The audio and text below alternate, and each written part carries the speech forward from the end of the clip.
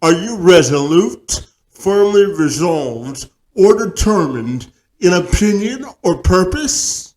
Which is characterized by firmness or determination as your temper, spirit, or actions. In other words, do you enjoy a good challenge, pushing yourselves to the limits of what you think your expectations are? Would you be willing to commit to a 30-day challenge to put your money where your mouth is when it comes to reaching your prosperity? If you answered yes, then Edward Sturm is someone you ought to consider having a conversation with. He's the founder and CEO of Commit Club, which is the ultimate 30-day challenge builder, which you didn't know you needed.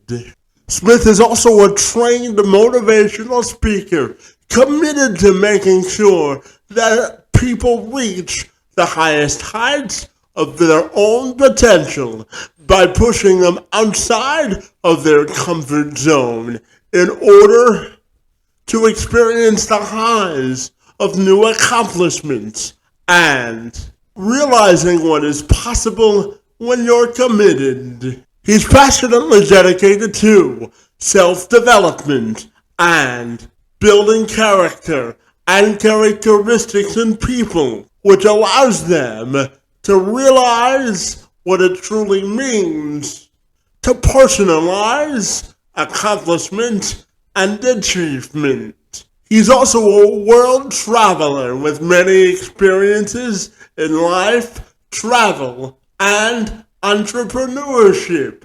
And he joined me this week to have a conversation about personal growth, development, and building an inclusive society and culture where all people of all backgrounds are welcomed and valued. I'm Kevin McShann. Let's have this conversation.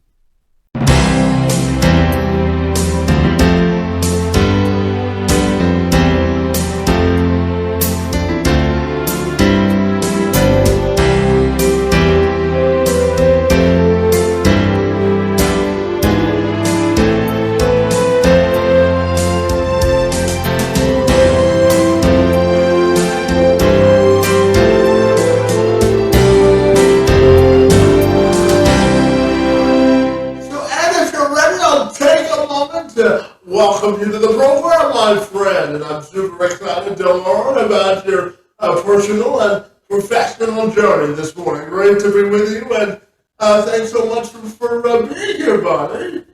Oh, dude, thank you for having me. This is actually, this is like my work break because I've just been grinding away at my computer for the last couple of hours, and I went for a walk before this, and I'm like, oh man, I need to talk. I need to express energy. I need expression, and it's fantastic to be here.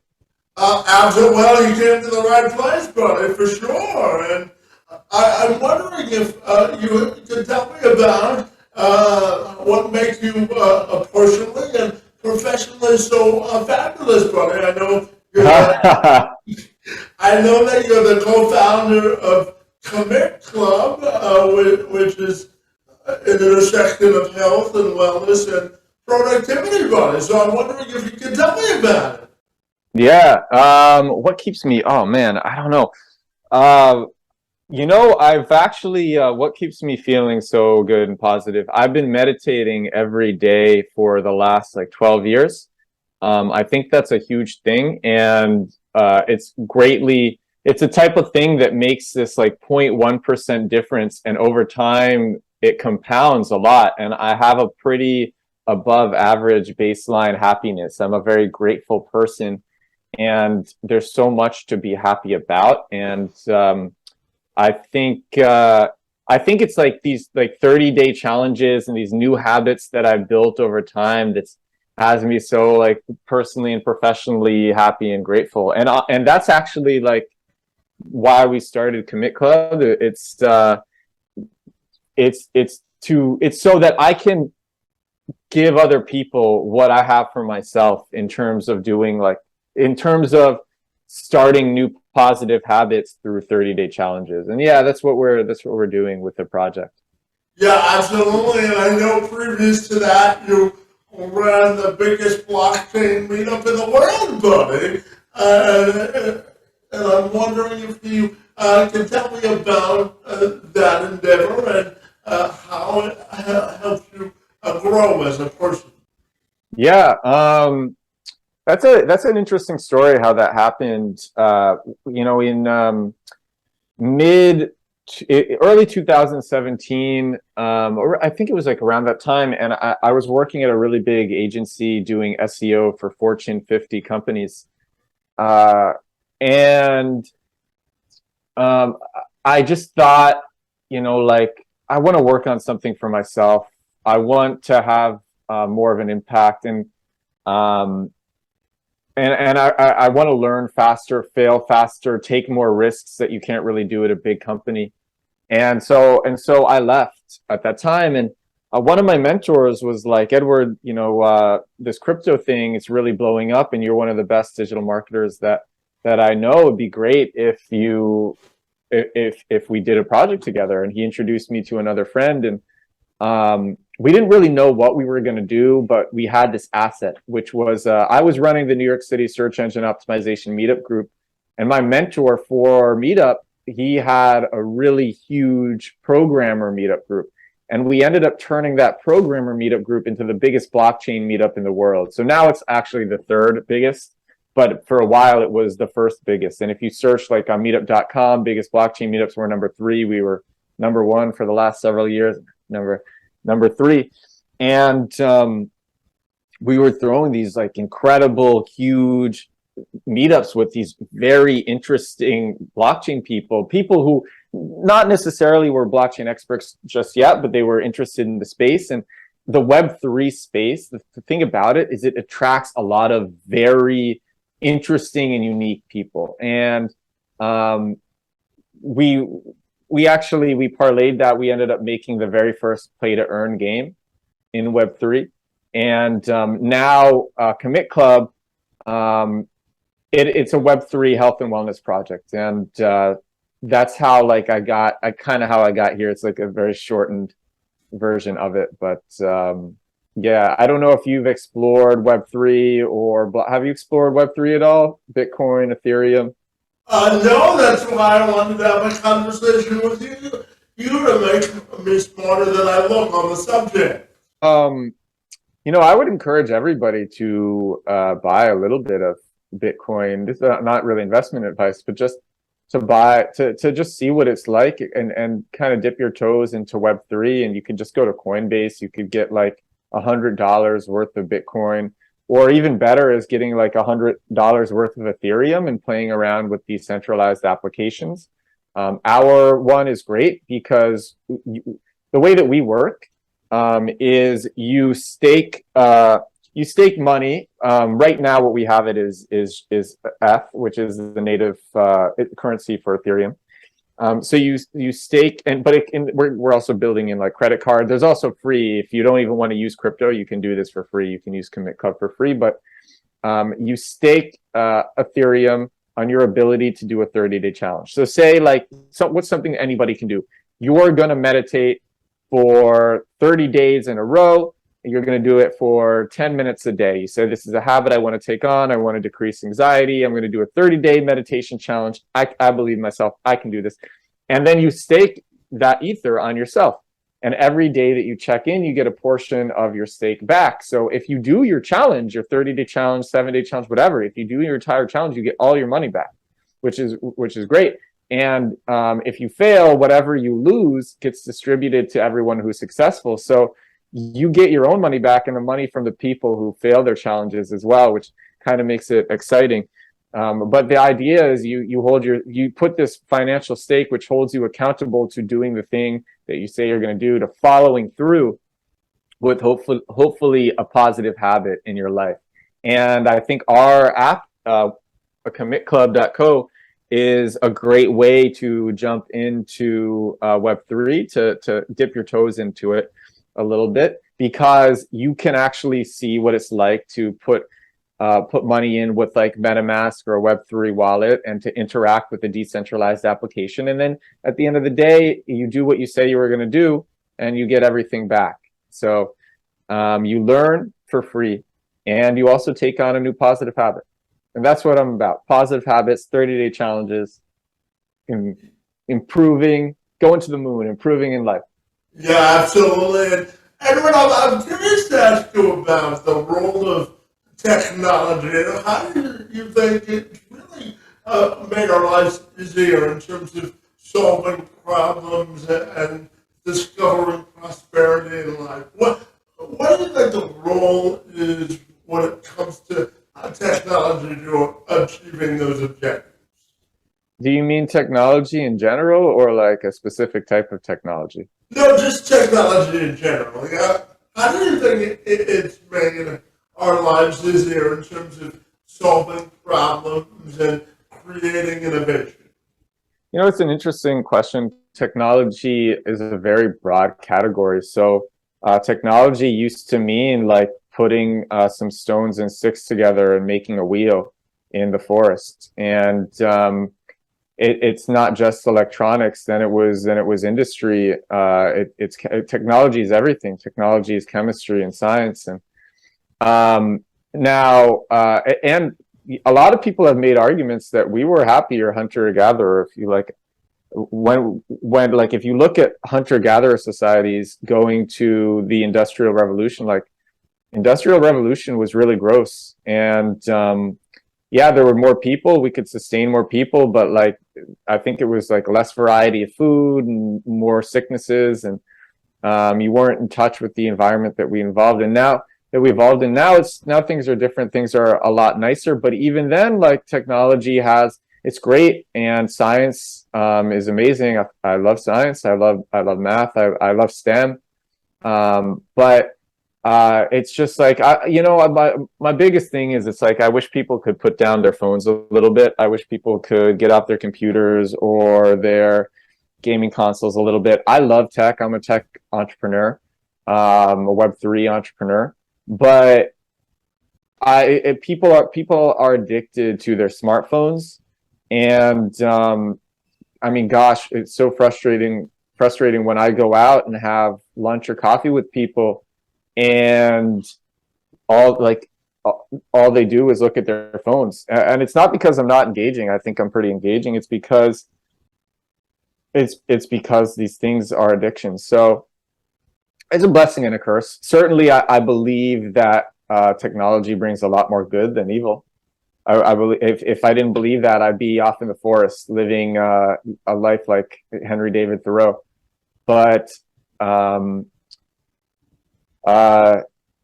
yeah, I think technology has improved a lot of lives, saved a lot of lives. I think it's reduced wars, reduced violence, and it's going to make us a multi-planetary species. At the same time, I think people need to know how to control it. It's like controlling a superpower.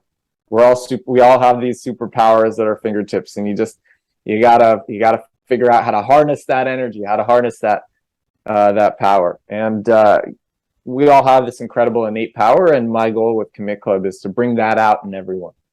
Yeah, absolutely. And Edward, I know you're a guy of many interests and hobbies, and one of them is traveling, buddy. And I'm curious because I know that you're an international traveler. So tell me about some of the more unique and special travel experiences that you've had, buddy.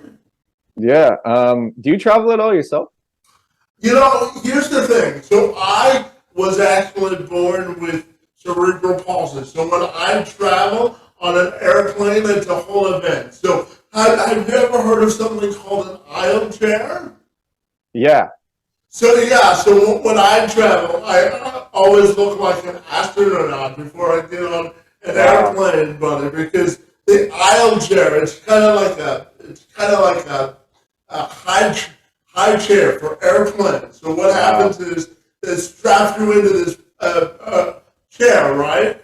Because I have cerebral palsy. So for me to travel, I have to travel with an attendant. But anyway, so they strap you into this aisle chair, and you kind of look like an astronaut, and then they take you to this your seat wherever it is on the plane.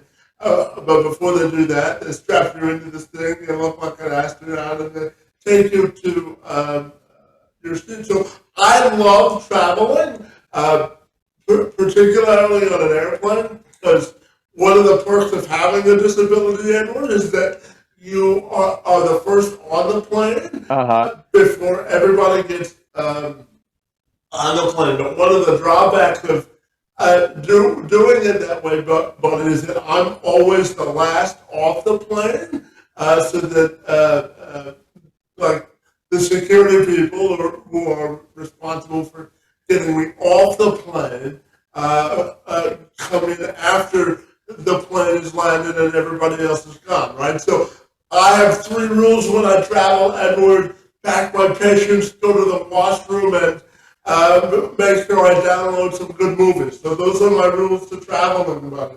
Yeah, cool. Man, that's cool. So you were born with cerebral palsy. There's some really famous people who've had cerebral palsy too, right?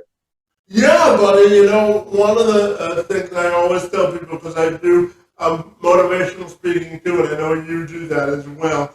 One of the things I always tell people is that you can either make your circumstances work for you, or you can work for your circumstances. So I always try to make my circumstances work for me instead of the reversal, for sure, buddy. Yeah, I remember, like, I can't remember the name of the famous actor who I think had it. I wish I could remember his name. And actually, I believe that happiness is relative. You hear about people who've had accidents, and after, like, I think it's like 1 or 2 years, they're as happy as they were before. I actually think like the world is what we make it, and happiness is what we make it. And I think everyone has a baseline happiness, and everyone can increase a baseline happiness to equal levels. So, like, and in fact, if you look at some of the, like, most well-off people in the world, some of the, like, wealthiest people who have been born with a silver spoon in their mouth, they tend to be very unhappy because they didn't have to struggle and go through hardship to learn how to be happy. And that's why I encourage everyone to do meditation. Like, I think one of the top uses for Commit Club would be like a daily gratitude challenge, where you write 3 things every day that you're grateful for. I'm doing that myself. I'm grateful for these little things, like leaning out my window and feeling the fresh air on my face. I'm grateful to be here speaking with you and to have this break from work. I'm grateful for the glass of water to the right of me, where I feel refreshed when I drink it. These very little things, but they can bring so much joy. And that's like how happiness is totally relative. And so that's like, I'd like I actually like to ask you, do you have any wellness habits that you do? Well, for me, I tell myself every day, today's a great day to make a difference. It's true. And then every morning I wake up I play every morning High Hopes from Panic of the Disco, and it kind of gets me into a positive space of wanting to make a difference. So that's sort of my morning sort of pick me up. So I play that song every morning, and I always tell people that when you make a difference for other people, that the rewards you get personally will multiply, for sure. Yeah. Panic at the Disco is great. Actually, my friends have a band, and they used to, I think the term is headlining. They went on tour with Panic at the Disco. They would go on. That's cool. Yeah, absolutely. Yeah, Panic at the Disco is great. I have some, like, lately I've been playing like old. I used to work in New York City nightclubs, in my early 20s. And lately I've been playing for like pump me up music. I've been playing rap music from that era, like a lot of Drake and Lil Wayne and Rick Ross from that time. There's this song by French Montana called Pop That, and I went for a walk this morning here in Romania, listening to Pop That. And it just like, I felt 10 years younger, and I'm like, all right, ready to conquer the day. Yeah, like I have a lot of habits myself, and it's cool that you have this habit of like pumping yourself up with Panic at the Disco. Yeah, and I try every day, Edward. You know, having disability, it's important to me to value fitness, buddy. So I try every day to be at least 10 minutes active every day. Great, that's great. Yeah. So tell me about your travel adventures, buddy, because I know that you're an international traveler. So what are some of the most powerful lessons you've learned while traveling, and what have been some of your favorite spots, buddy? Well, yeah. So I've been traveling, I guess, for almost the last 4 years. I've been to dozens of countries and cities. From Brooklyn originally, from Brooklyn, New York. As I said, I'm here sitting in Bucharest, Romania. As I record this, in a few weeks, I'll be in Rome for a month, and then I'll be in Barcelona for a month and a half. But I ended up living in Ukraine for 2 years. I left 10 days before the war started. The airport that I flew out of was hit by a missile 10 days after I left the country. I had a lease that started in January, and I was in denial that the war would happen. I pushed it to the last minute because I just started this lease. I had a lot of stability. I still have so many friends there. I just didn't want to go. And New York is my favorite place because it's home. It's where I was born and raised, New York City. I was born a few blocks from Central Park. But actually, my second favorite place in the world is Kiev. I lived there, for almost 2 years. I also lived in Kharkiv, in Western Ukraine, Eastern Ukraine, and then Lviv in Western Ukraine. And I adore Ukraine. I adore the Ukrainian people. I speak some Russian, which is spoken all over Ukraine and also the Baltics and Balkans, somewhat in Poland. Я говорю немного по-русски.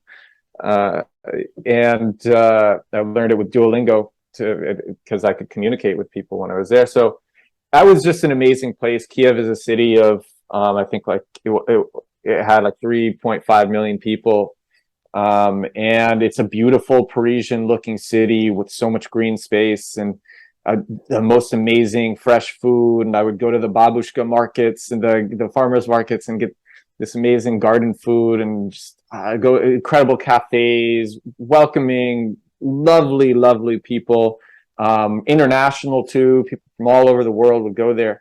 And yeah, that was my favorite place. And I've yet to find another place as incredible as that city. Actually, I tried to get all my friends to go while I was there because I wanted them to see, like, I think Ukraine had this reputation before the war of like not being this amazing place, and people didn't know, like, Kiev, it was an international city, beautiful international city.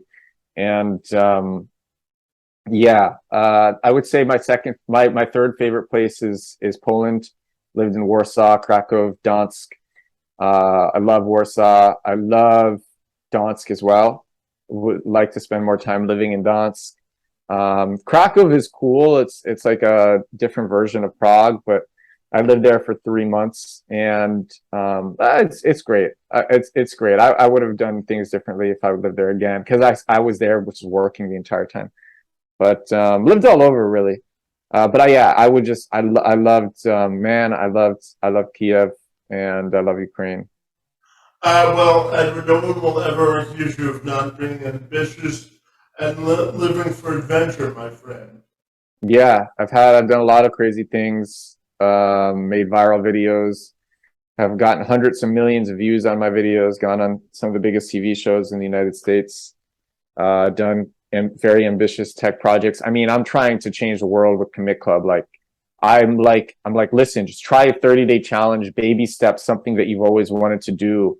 and just do it every day, and you'll see like, oh my God, you can actually do anything. People can do, maybe people don't realize that they can accomplish anything that they put their minds to, and like they can accomplish their dreams. Like, and I want to show people like you can do that.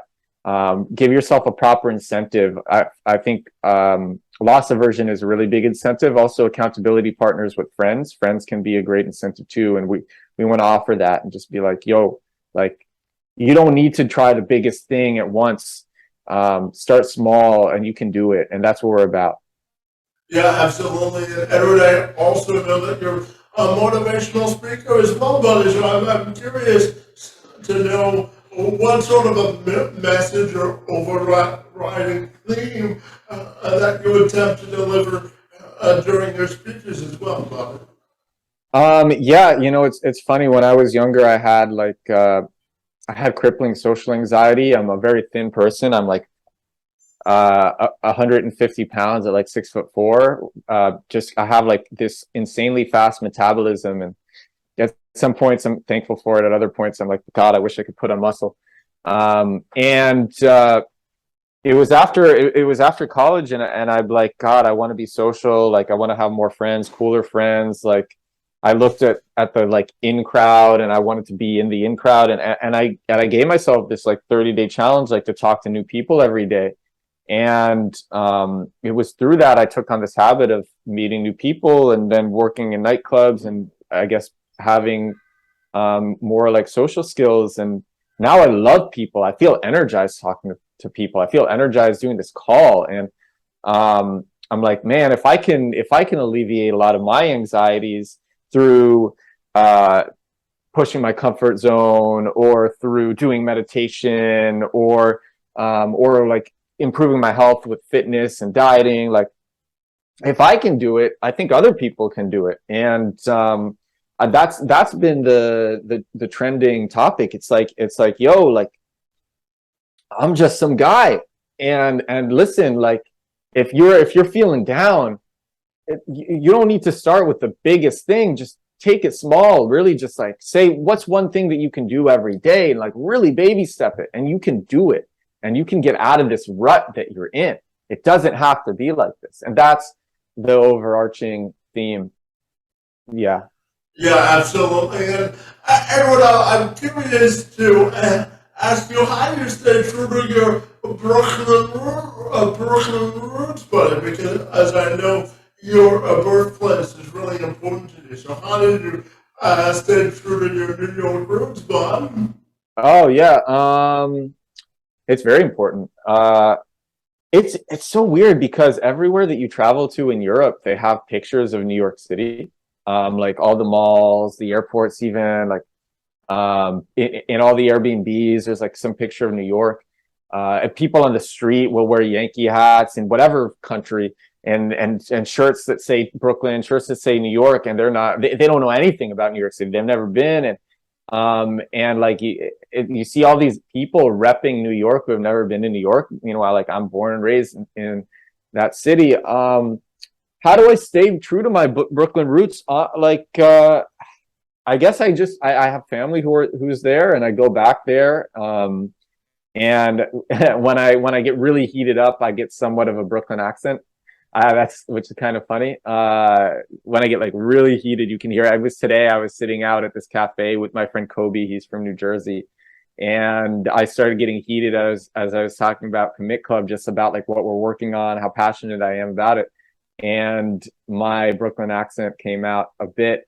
But in New York, you meet a wide variety of people, and it's weird to live in New York and not be an accepting person who's like unfazed by a lot of things. And like I've seen a lot of stuff here in Europe, in Romania, the Balkans, in Ukraine, and in Poland, but like in terms of like meeting like wild people, very little has actually fazed me because of growing up in New York City, because you really meet like the most far out people from all over the world in that city. It attracts everyone, and that's how I stay true to my roots. Once a New Yorker, always a New Yorker. That's what it is. That's what it is. Once a New Yorker, always a New Yorker. Yeah, absolutely. And Edward, I'm curious to ask you about your non-negotiables in life. What are you not willing to Oh man. compromise on?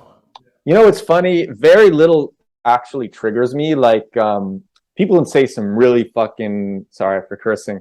People can say, I try not to curse. People can say some really crazy stuff around me, and I'm not phased. There's only really, I think, one thing that triggers me, and this is my non-negotiable, and it's when someone tells me I can't do something. Mhm. Someone says I can't do something, stop talking to me, and I won't talk to you. That's like, look, if you have some constructive feedback, that's fine. But if you say I don't believe in you, you can't do it, you're out of my life. And or like even like this won't work. Like, okay, if you're gonna say that, like back it up with like, I don't know, back it up with data, but just like negativity for negativity's sake, pessimism for pessimism's sake, you can't do something, that's my non-negotiable. That's the only thing that, like, over the last, like, my life, when someone has told me you can't do something, I'm like, okay, bye. And that's my, like, I've done a lot of amazing things, I think, as a result, because I don't attract those people into my life. I push them out. That's my non-negotiable. So that's why I say to you, and that's why I say to everybody who's watching, like, you can do whatever. Just small chunk it, start daily practice, keep it so small, so simple, so non-intimidating, and you can do it. Yeah, and Edward, my final question for you this morning has to do with your own personal and professional legacy, buddy, and how you want that to be defined. Uh, Personal and professional legacy, man.